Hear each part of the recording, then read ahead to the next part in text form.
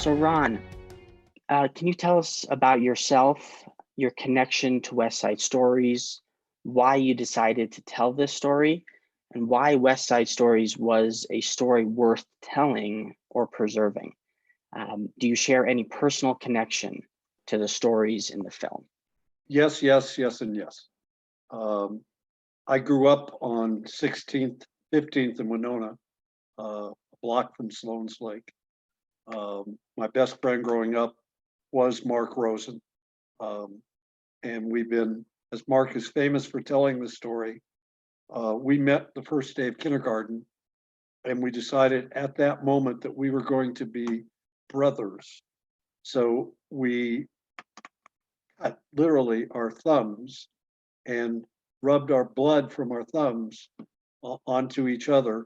And we were blood brothers from that moment on.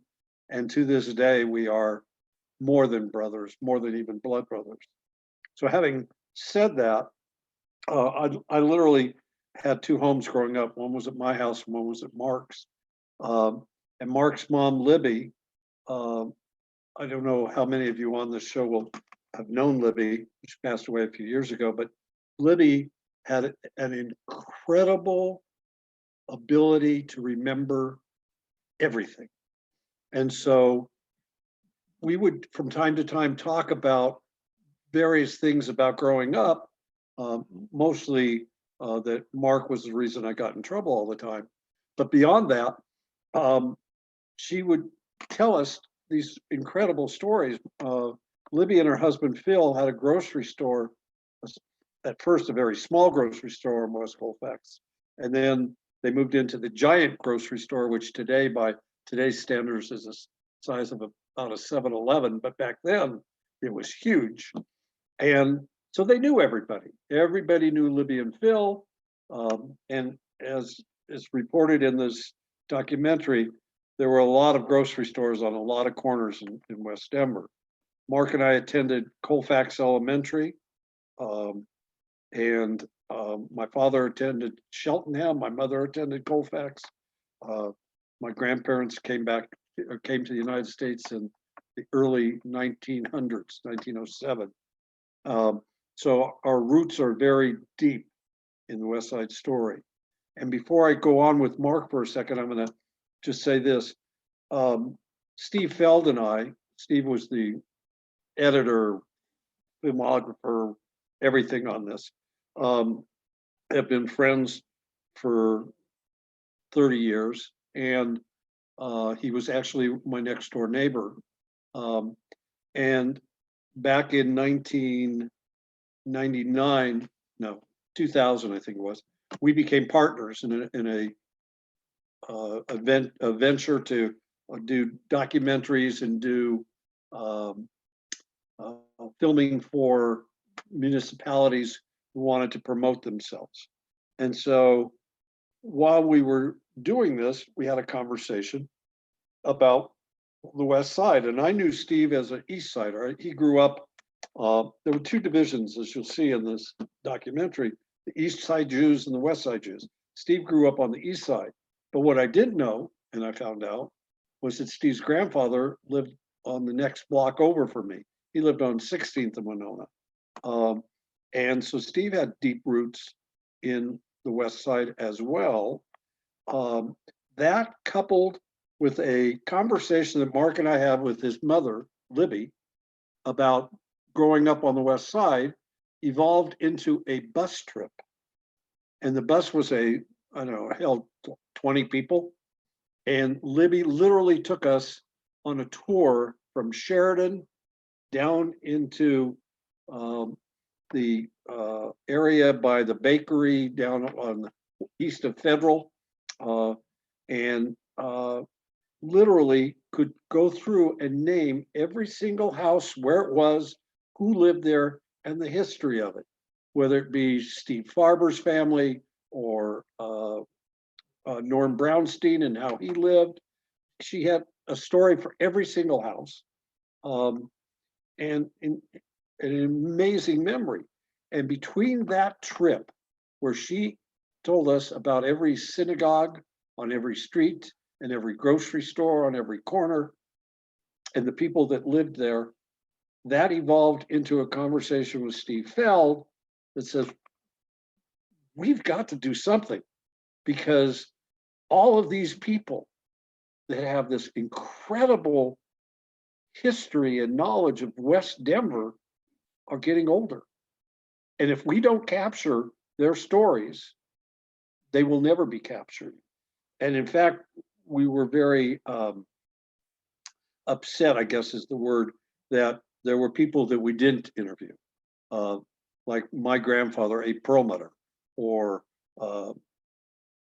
other people who were very much a part of that history, the Mattel family, Matthew Handler and those families. So there were a lot of people who had already passed.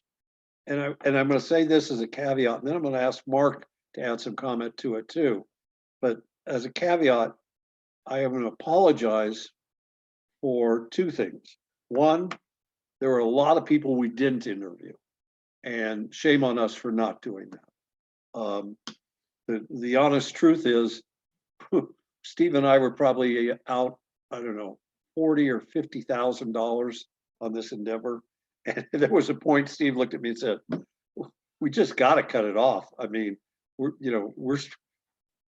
bleeding here, and we weren't doing it for money. We were doing it for love. And so I apologize to all the people who we did not interview. And there were a lot. And I also apologize to all those people who we interviewed who remained on the editing floor, which happens in life, because we tried to just give a taste of what we heard and saw. And the biggest benefit, the beauty of what we did for West Side Stories, was we were able to capture a few of those precious moments with people who are no longer with us. And that is makes this an incredible journey and value. Mark, if you're around, I don't know if I don't see your picture, but if you want to add to what generated the story and why we did West Side Stories, you were as much involved as Steve and I. Well, and Ron said a lot of the things that I was going to say, because we were like brothers and we thought the same and acted the same and have the same stories. But what the goal was when we started this was to have two locations.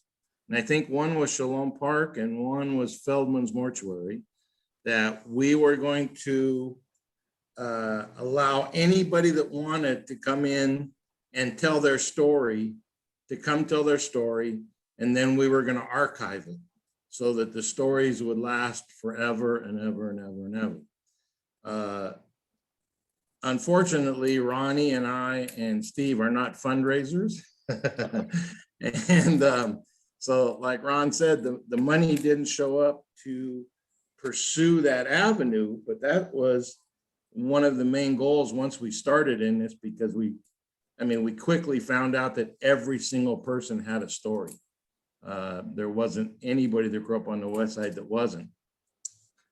As a side note, I'm very involved with the Chabad down here in Boquete, Panama. Very, very small city on the border of Costa Rica and Panama. And we have watched the video now twice down here. And people just are amazed that where we lived and how we lived. And the stories, we sit around at Shabbos dinner and I keep telling stories about the gefilte whenever they serve gefilte fish. I go, no, this isn't right, because I didn't see any fish swimming in the bathtub yesterday. Just little things like that. But this movie has gone to several countries, and I don't know who had more fun doing it, the people we interviewed or us. We would walk out of every one of these interviews going, I don't remember that, and I don't remember this, but most of the folks that we interviewed were older. And one of the stories that I just want to tell real quick, that we did a pre-run on this bus run that Ronnie was talking about. And it was Ronnie and I and my mom and I really don't even remember who. Oh, a couple of Ronnie's boys, I think, were in the van, and we were under the Colfax Viaduct. And my mother said, go one more block to Morrison. And Ronnie and I looked at her and said, Morrison Road runs from Meade Street to Sheridan. And my mother said, no, there's one block under the Colfax Viaduct that's called Morrison Road. And we all said, you're getting old, Mom. You know, there really is no such thing. Morrison Road, we traveled it as teenagers all the time from further up the street, about 2 miles from where we were. And sure enough, we got to the next corner and there was a street sign that said Morrison Road. It was 1 block long. And that's when we decided to quit arguing. And just little things like that. But the other story that was amazing to me about, this has to be 15, 20 years ago now. The Golden Hill Cemetery. They came to my mom and they said, we need to send out yahrzeit notifications, but because of the time past, we're losing contacts of who's related to who. Can you help us? And my mom spent 6 months to a year at home with volumes that were 5, 6 inches thick, connecting the dots of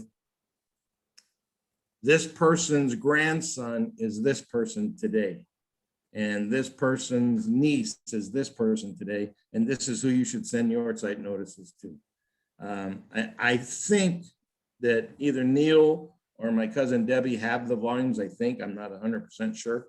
But that was a love of her life doing that and putting everybody together. It was pretty amazing. But growing up in West Denver, when you tell people it was like growing up in a real shtetl, they don't always believe you until they watch the movie. And as soon as they watch the movie, they change their attitude a little bit. It was a great time and a great place, as the movie says. And it's memories that I wish every generation could keep these memories and do something like this, because like Ronnie said, once they're gone, if they're not on video, the memories are gone. So great experience for all of us. The movie was made with love. You have to know that the epitome of that movie, the essence of that movie can be laser focused in on my relationship with Mark, because no two people are closer and more as one than Mark and I. And it was because of our growing up on the West Side that created that incredible bond. Thank you. And thank you both for that abundance of background information. I agree with Ron, your assessment that this was a critical story to preserve, and we're glad that you did. You mentioned the people you were not able to interview and how that was, a sadness. What was the process of finding the people that you did interview? It was, part of it was Libby, absolutely, because she is the walking encyclopedia. Part of it was Jerry Landy. Jerry was very, very responsible for creating the West Side reunion, which was predated our movie by, I'm going to guess 10 years, but I'm not sure of that, in which people came from all over the world, not the United States, but all over the world to come back and share a couple days reliving their experience growing up next to Sloan's Lake, going to the Hebrew Educational Alliance or one of the smaller schools. And they came in by the thousands to this event, which was a picnic and a dinner and events and touring. And Jerry was responsible for that. And so Mark and I and Steve sat down with Jerry and he became a wealth of information for us. And actually, there were a lot of people who were involved, and like Stan Wagner, I think Stan. Anyhow, they would say, "Oh, and you need to interview this person, and then you need to interview my cousin," and of course, we all have family. I mean, the Brooks family and the Rosen family and the Bernstein family and the Perlmutter family and the Turner family were a great place to start because they're all our family. But from that, they also suggested, and Steve Feld's family, because the Felds have been here forever. So it was those basic roots that enabled us to do that. And having grown up at the Alliance, like Mark and I did, you knew everybody. And so we went to Steve Barber, and we went to Jordan Perlmutter, and we went to a lot of the leadership of the Alliance and asked them, would you be interested in telling your story, or do you know someone who'd be interested in telling? And it just went on and on and on. And like I said, the only thing I'm very sorry about is that we didn't interview everybody we should have or could have. You know, I see names up there like Naiman. The Naiman family was very involved in everything. I mean, in everything Denver Jewish. So I mean, it's the names go on and on and on. The stories. I mean, that was the easiest part. That was definitely the easiest part. Well, thank you so much for that. It's since watching the movie, hearing you and Mark talking, it's really incredible to hear about the sheer cohesiveness of this organization, of this community, how close knit you all are, of how well you know each other, and how these connections just have persisted for decades, even as the community itself, as everyone went their separate ways. I'm curious, a person that you interview said that being a West Sider comes with a certain value system: hard work, family, synagogue, community, and that was the priorities. And at the end of the film, he actually adds the word devotion. One section of the film explores Jews' cohesiveness and their altruism toward one another. What do you feel were the main values and priorities of the West Side Jewish community, and what would you say bound them together?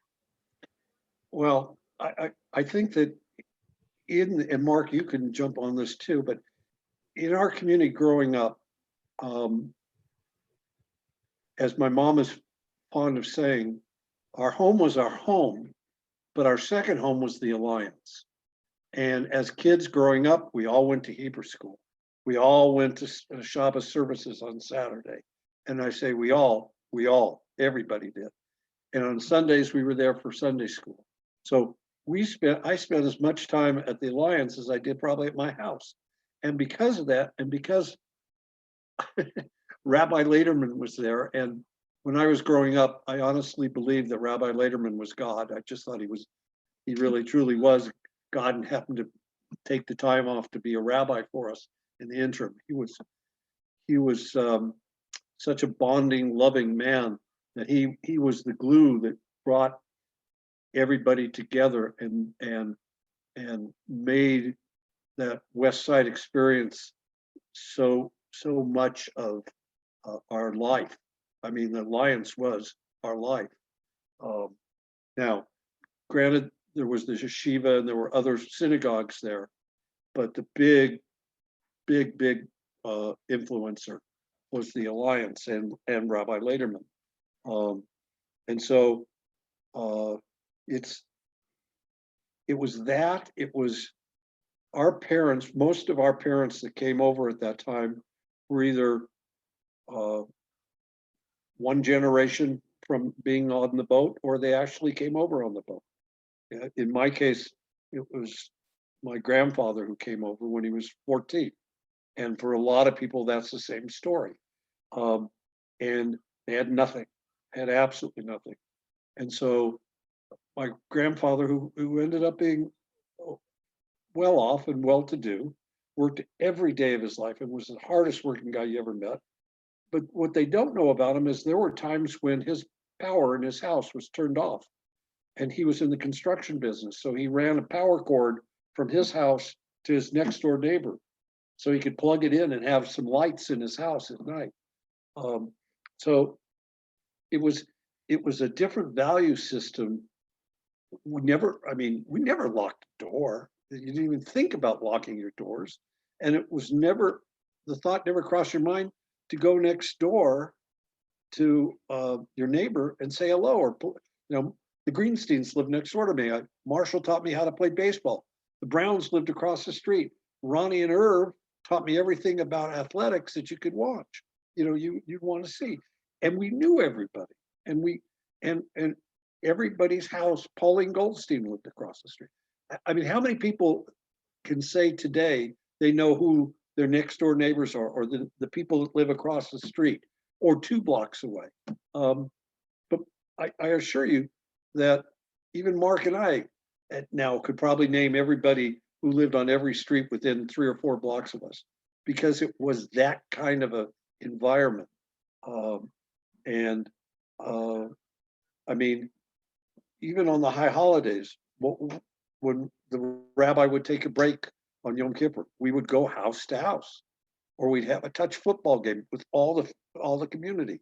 It was that kind of environment where you knew everyone, you liked everyone, you cared for everyone, and everyone knew that they had to work really hard because they had nothing.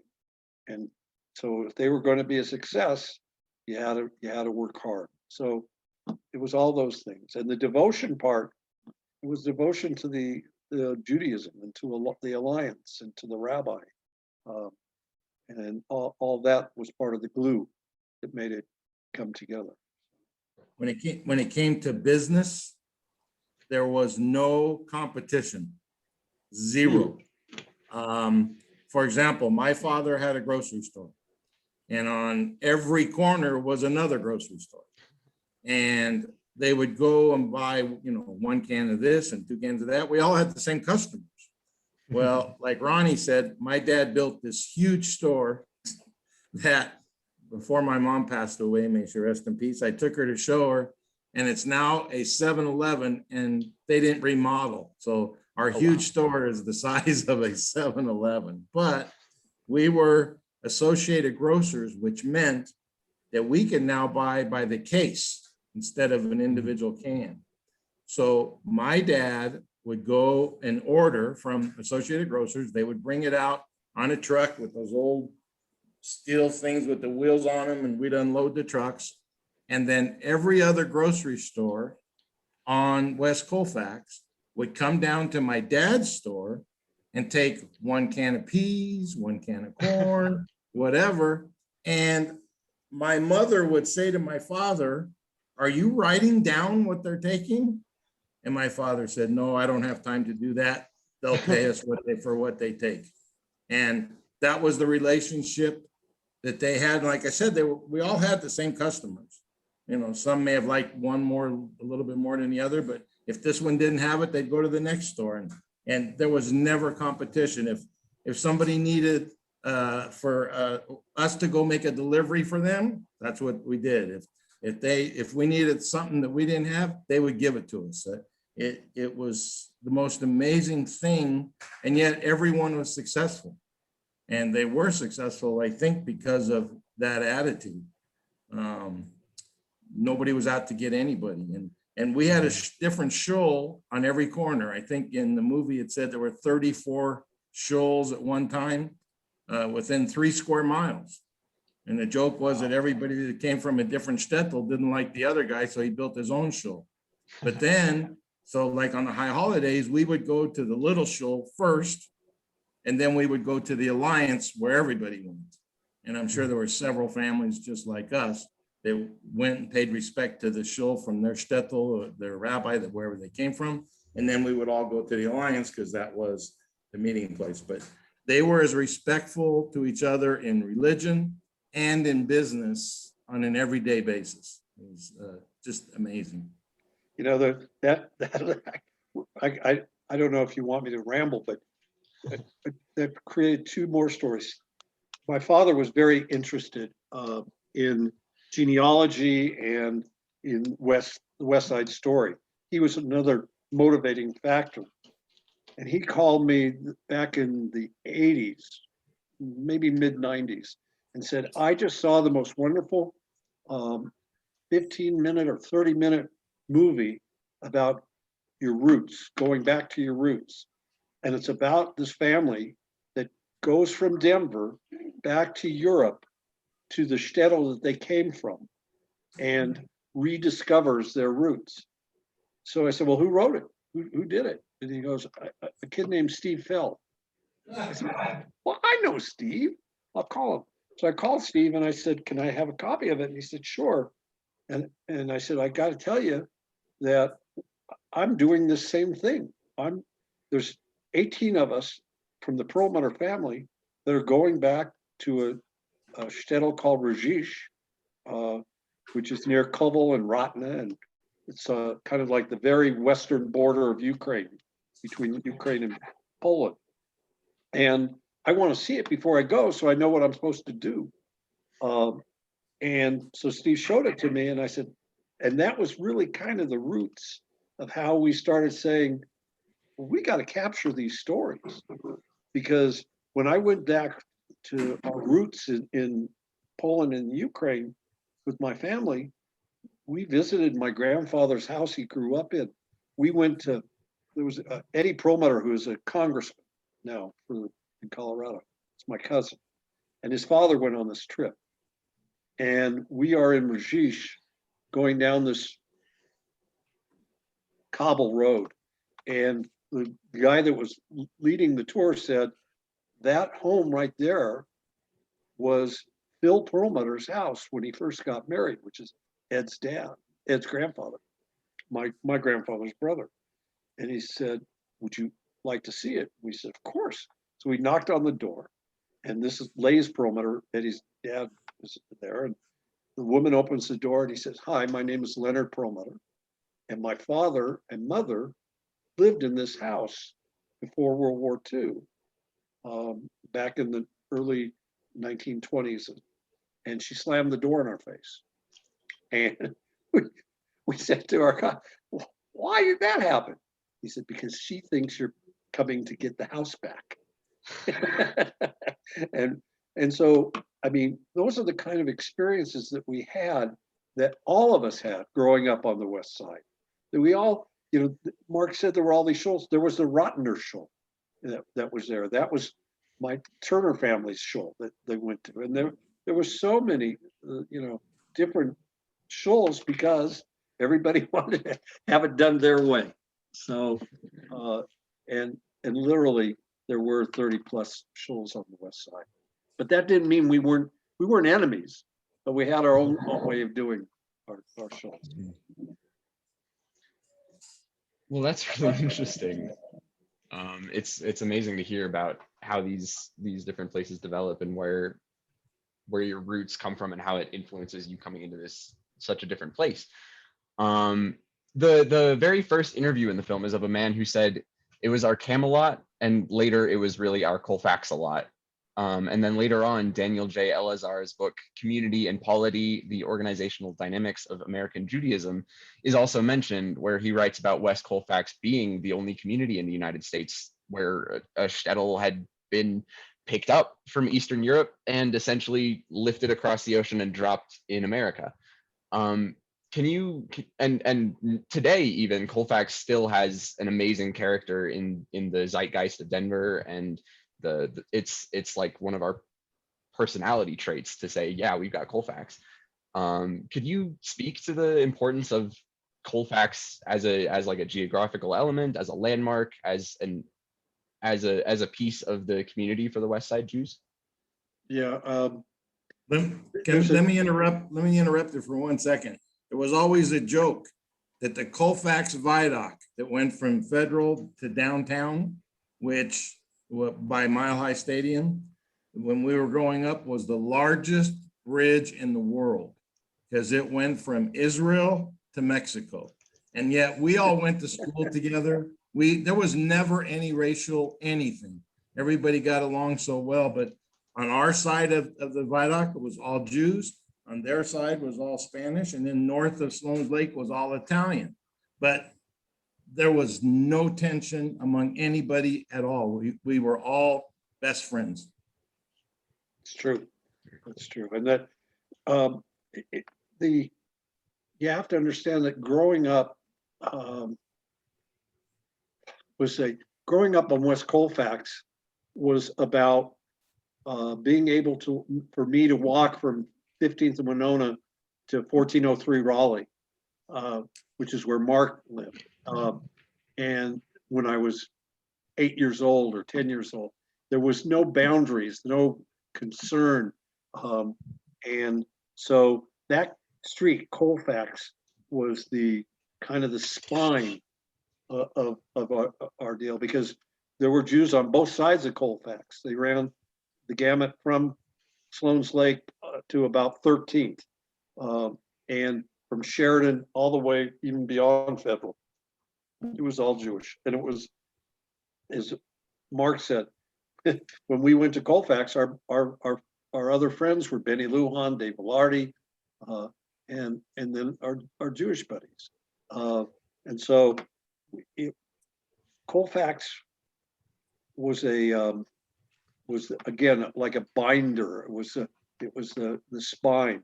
And I'm reminded, and I don't know if the guy that you quoted at the front of that was either Jerry Landy or Abe Wagner. I'm not sure if it was Abe or Jerry, but Abe Wagner was probably the most interesting of all the interviews, in the sense that he is a professional public speaker. And so he went on for hours talking, and he grew up in the orphanage that was on the west side. And that was another unique piece, that there were Jews who didn't have family. A lot of them grew up in that orphanage. Some of them, though, like Norm Brownstein, were taken in by other families and raised by other families. So there was that connectivity too. And there was also the asthma center that was there. That was attraction. My personal story is that my grandfather, my dad's father, came to Denver in 1903 because his wife at that time had tuberculosis. And Denver was the Mecca. It had JCRS and National Jewish. And it did attract a lot of Jews who came to the United States with tuberculosis. My grandmother's family, the old family, all of them, all the women had tuberculosis. And there were 6 siblings. As my one doctor cousin said, tuberculosis can be active, or it can be there and not, you could live with it all your life. Well, my grandfather's wife, it was active, and she passed away about 2 years after coming here. And my grandfather then married her sister, which makes for really confusing relationships in our family. But my point was, it was a lot of people who came here because of tuberculosis, and settled in West Denver because of the JCRS and I just saw that somebody asked if we would talk about Beth Israel going to Shalom Park. So Beth Israel was right by Sloan's Lake. My grandmother lived in Beth Israel, and in her her last years of her life. We found something out very interesting when we were starting to do research. Ronnie did title searches in the neighborhood, and there were so many titles to some of these houses that were the size of a garage that were listed to Beth Israel Hospital, and found out that in that day, if people couldn't afford to pay, they would give their titles of their house to Beth Israel as a donation or whatever, and then they could stay there until their time came. So Beth Israel was around forever and ever and ever. It had an old folks home and the hospital. My aunt, the Brooks family, my Aunt Annie ran the gift shop for 25 years. And Ronnie, I'm pretty sure Jordy had a lot to do with the moving to Shalom Park. A bunch of people got together and said, okay, it's time. The Jewish people are moving out east, time to get a nicer building. And they then built Shalom Park. And I don't know if you guys have had the opportunity to go there. It is an amazing, amazing, amazing facility. My mom passed away there. She lived there her last year of her life. It is, the care that goes on there is amazing. And every single person that walked in to Shalom Park, again, my mother took over the place when she moved in, but she would walk them through the halls and show the original groundbreaking picture, which I think Jordy's in also, and my mom with a shovel in her hand. So all the West Denverites took this old Beth Israel Hospital and moved it to what is now Shalom Park. We, as a family, we would have these occasional meetings of the Perlmutter clan that was here. And I remember like it was yesterday, my Uncle Jordan called a meeting and he said, it's time. We need to do something for Beth Israel. And he said, I'm looking at trying to find property on the east side of Denver, because that's where the majority of the Jewish folks have moved. And he said, and I'm going to build it, and I'm going to do it. And he did. He went out and he raised the money. A lot of it was his own. And he, along with some of members of our family, were very instrumental in making sure that there was a survivability for a place for the Jewish community as they aged to go somewhere in dignity. And as it turned out, my mom and her two sisters spent the last of their days at Shalom Park. So I always teased my uncle that he built it just to house his sisters in their old age. But that was part of the mentality. It was, and the same thing is true. I worked for the city of Denver for years, and Wellington Webb was my boss. And he came to me one day, at that time I was the director of economic development for the city. And he said, look, he said, you grew up on the West Side, right? And I said, yes. He said, well, we've had a program that we've been doing to improve the playgrounds in all these schools, these elementary schools all around Denver. And Colfax hasn't had anything done to their playground in forever. It's the same playground that's been there since the buildings were first built. And I said, I'd love to do it. Like, that's great. I said, who do I talk to at Parks and Rec to get the money? He goes, well, that's the problem. He said, we've run out of money. We don't have the money, but we know what we want to do. He says, and I know that you know a lot of the people who went to Colfax. He said, what do you think you can do? Well, I left that meeting. I called Steve Farber and I said, Steve, I think I stuck my foot in my mouth. What can we do? And he said, no problem. And between the two of us, we made a list of people, and Mark and I were at the groundbreaking and at the opening of the new playground for Colfax Elementary, because a lot of people, whether they gave $1 or a dime, they were involved because that was their school growing up, and that was part of their West Side experience. So it was hardly even an ask. It was, would you be interested? Of course I'm interested. And they came forward with the money. I do just want to pause here and open it up and see if there are some questions for Ron and Mark, or if you have any stories that you personally have that you'd like to share. Okay, this is wonderful. I am friends with, well, both Mark and Ron, but their sisters are my age, and I grew up with their sisters. And my mom grew up on the west side under the viaduct, and her father, Mike Zadie, was a shamus at the shul that was on the southwest corner of Federal and Colfax before they built the Cloverleaf. And it was next to the Garden Schwartz store. So we were always going down there, you know, crossing Colfax, which was a little dangerous. But I have such wonderful memories of growing up on the west side. I just carry it in my heart, and there's a group of women, a group of us that get together fairly regularly and we still love each other and share wonderful memories. And that's all I wanted to say. I have 3 questions. Does anybody know about the program at the JCRS or National Jewish to help children who are undernourished? My father was in a program there for a year or 2. His mother had tuberculosis and was dying, so she could not take care of him, and he was severely undernourished. And he was sent there, and that helped him survive, and he lived to 104 years old. He lived over there off of Lowell behind the bathhouse.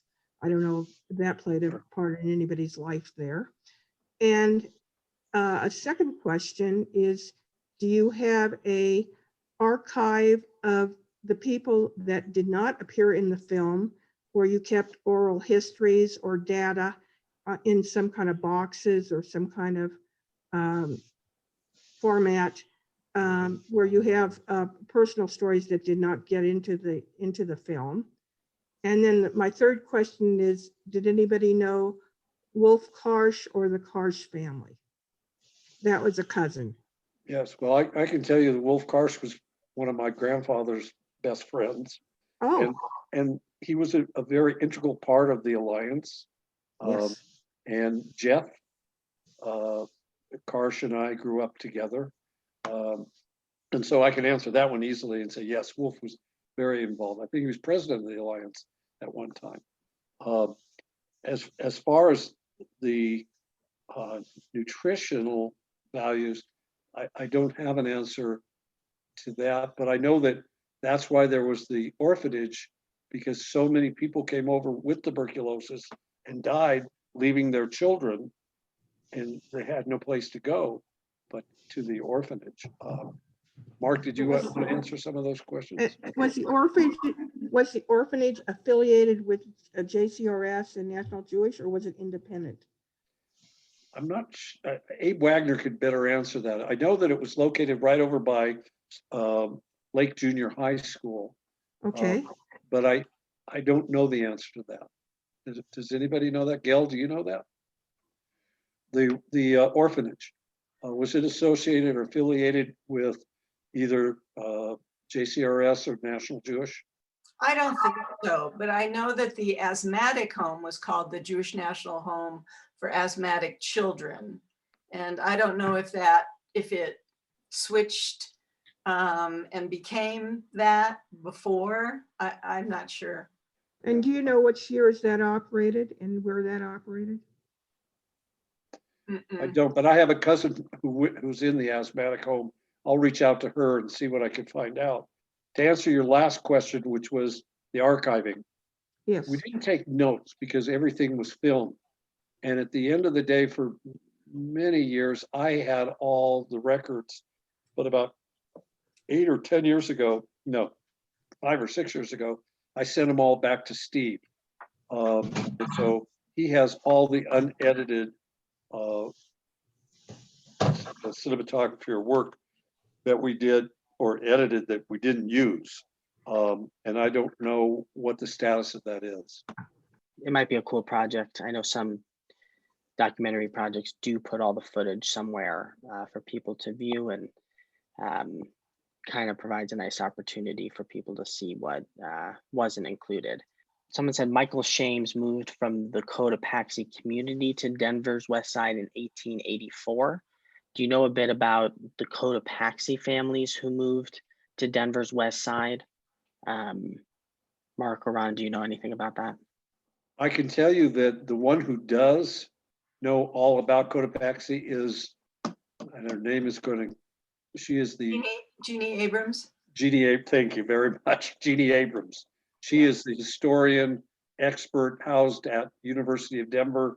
And she really, if you want to talk to somebody about Judaism in Colorado between 1800 and 1950, Jeannie is incredible. What a great resource.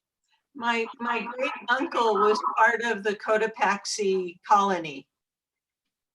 His sister, my booby, was maybe a year old when he left in 1882. And then 20 years later, he sent for her because they had left Cotopaxi after 2 years. It was not a very successful colony. The gentleman who enticed them to come to Denver told them that they would be farming, but he had them working in mines and they were not miners. There was also a company store, so you get the idea of who's making the money here. So it was only around for a couple of years. There is a small burial area for the Jews that died in the larger Cotopaxi cemetery. But my great uncle came to Denver, and 20 years later, he sent for my booby and her small family. And you know what? I had a conversation with my grandfather, A. Perlmutter, about Cotopaxi. And I said, shouldn't we be angry at them for lying to the people and bringing them there with all these false hopes? He said, on the contrary. He said, we are blessed that they did that because they brought people over who may not have been able to get over later. And they saved their lives in a convoluted way, but they were responsible for bringing a lot of Jews from Europe to Colorado. So Jeannie Abrams always says the Cotopaxi colony and JCRS were the two big events that brought Jews to Colorado. I'm from the Detroit area, and I'm a Sephardic Jew. So when the Sephardic Jews were in the Detroit area, they were not received well, let me put it like that, by the Jewish people from the Eastern European countries. How about here? Did we ever have Sephardic Jews in your West Side? That was such a beautiful community. I wish I was living there then. Were there Sephardic Jews and were they welcomed? Thank you. that's interesting. What I've heard, and it's more, I don't have firsthand knowledge, but secondhand knowledge, was that National Jewish was a function, I think I'm getting this right, of the European German Jews, and the JCRS was the Ashkenazi and the Sephardic Jews, and that I think it was JCRS was too religious for some of the European German Jews, and therefore they formed their own quote unquote hospital for tuberculosis so that they would feel more aligned with the religiosity of it as well as the medical training. So I guess there was a little bit of that, but one of Mark's and my best friends is Terry Grazi growing up, and she's a Sephardic Jew. We didn't at that time categorize them by Sephardic. They were Jews. They were just us. But I did know in Detroit, I loved that you have such a thriving Jewish community that you had to build bridges over streets so that people could get to the shul without completely blocking all the traffic. So I thought that when I went to Detroit for the first time, I thought that was very unique. When I saw that.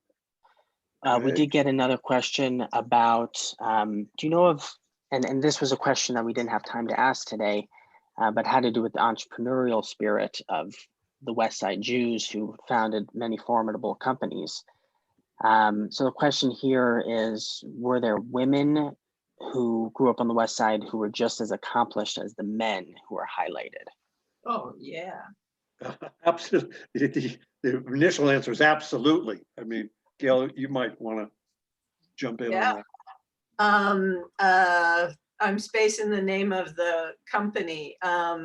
Liquid Gold was started by a West Side woman, Mrs. Cohen. Was No, it Goldstein. Goldstein? And what's cute about her story, Gail, is she went out and some guy knocked on her door with this product, and it was a cleaning product. And he said, "Mrs. Goldstein, you want to buy it?" And she said, "Yes." And she says, "How many bottles do you want?" She says, "No, I want to buy the company." And then she looked at her son, Jerry, and she said, "We're going to do this." And she was the driving force behind Liquid Gold. And they did all their bottling in the garage. They went out, and Jerry's main job was to raise money so that they could manufacture.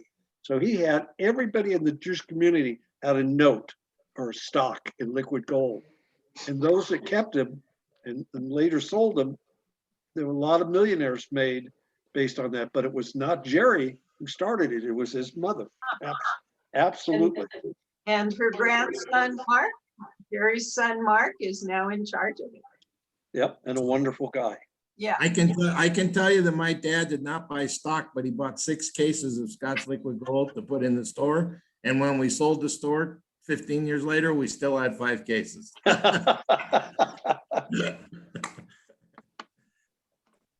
Of course. Hi, Jerry. Yeah, Hi, remember, Jerry. how you doing, Ron? Gail, fine. Mark? I haven't seen you in ages. Yeah, I know, it's been a long time. Well, is it no, Jerry who? Streltzer. Sir. Oh, How hi, you doing, Jerry. Mark? Good, Jerry. I was gonna say, as far as the National Asthmatic Home, when I was in junior high, there was at least 2 students who were over there because they had come from back east for the asthma problems they had. And one of them, I'll give you a quick story. Pauline Goldstein was our Latin teacher. Yeah. And one of them was a boy named Manny Bernstein or something like that. And he drove her crazy. But, you know, she really loved him because he passed away during that year, and she was really torn up about it. But what I was going to say was, as far as I know, Abe Wagner went there as an orphan. Yeah. So it was both for the children with asthma. Oh, so maybe it was both. Yeah. Yeah. Excuse me, give me my phone. Well, I remember Jerry Streltzer as being one hell of a softball player. That's what I remember. Thank you. I guess, yeah, I mean, it was better, but, you know, I played a lot. Yep. And, you know, at Colfax Elementary, we won 3 city championships when we were teenagers. Yeah. I remember.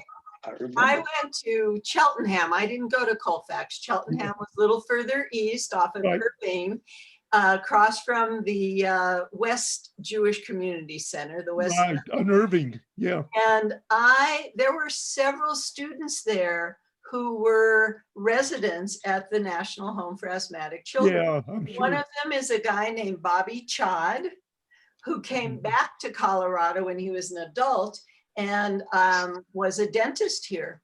Uh-huh. I think he's probably retired now, but he's out here. Yeah, well, I was gonna say, one of our 2 catchers, the other one was Jerry Rosen, Hansel Doxson. But Jackie Euster went to Cheltenham, Yeah. and he was our other catcher. Yeah, And of course, they were both great athletes. yeah, And nobody was messed a with great- Jackie Euster. Yeah, Jackie was a great gymnast. Yeah, great gymnast, and North. Jerry Rosen was a great baseball player. Yeah, he was a good player. Yeah. And you know, the Broncos in the early years, in the early 60s, I can only remember like Frank Tripucka and Oh, now I forgot the other Gene one. Mingo and Yeah, they used to go to the deli. Yeah. yeah.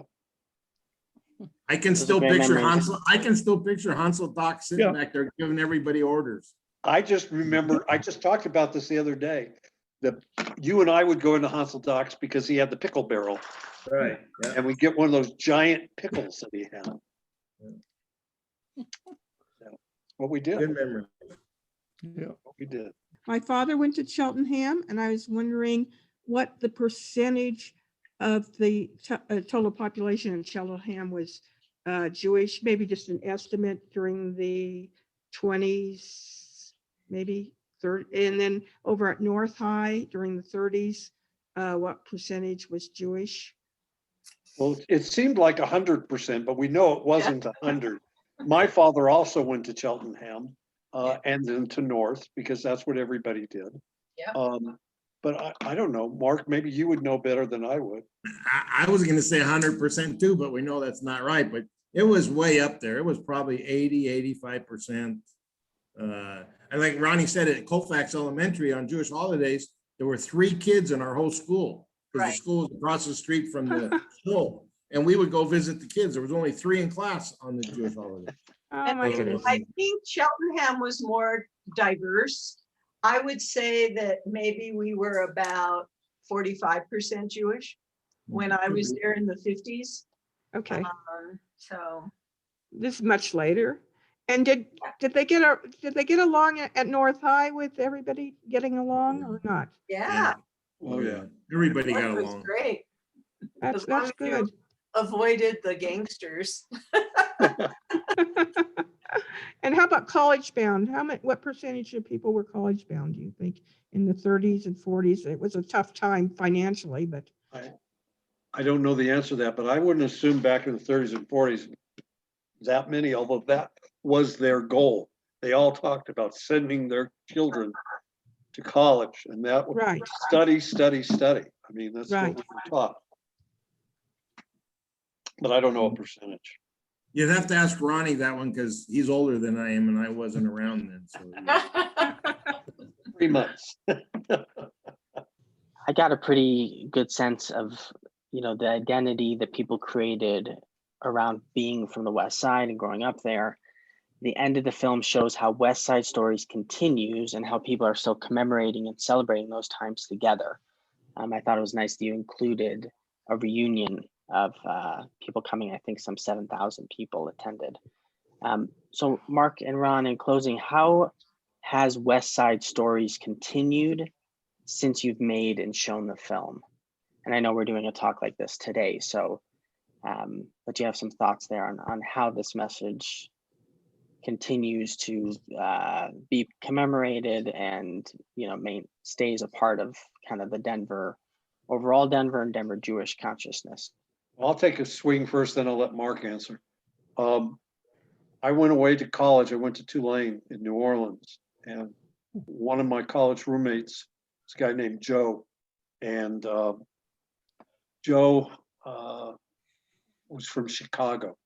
A friend of mine, Rhoda, who was my parents, and her parents were best friends, came to visit me down at school at Mardi Gras. And I introduced Joe to Rhoda, and Joe and Rhoda then fell in love and came back to Denver to form the Bagel Deli. And so the reason I bring that up is that our group, so you have Rhoda from the West Side and Joe from Chicago, but we truly took Joe in as part of our family. And every Sunday for years, we being all the, I would say within a span of 4 years either way, but it was our 6th grade class, and it included people like Gail who would come. So it was like 3 or 4 years older and a couple 3 years younger would come as a group to the Bagel Deli every Sunday. And there would be, I don't know, 15 to 20 of us.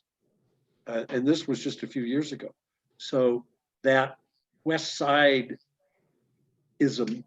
still continued in there. And to this day, Mark and I, once a year, have a birthday party. And it's in the summer, and it's all of our 6th grade class comes to this birthday party so that we can continue to have that relationship. So I can only speak to that and say that that has become a very important part of our life growing up.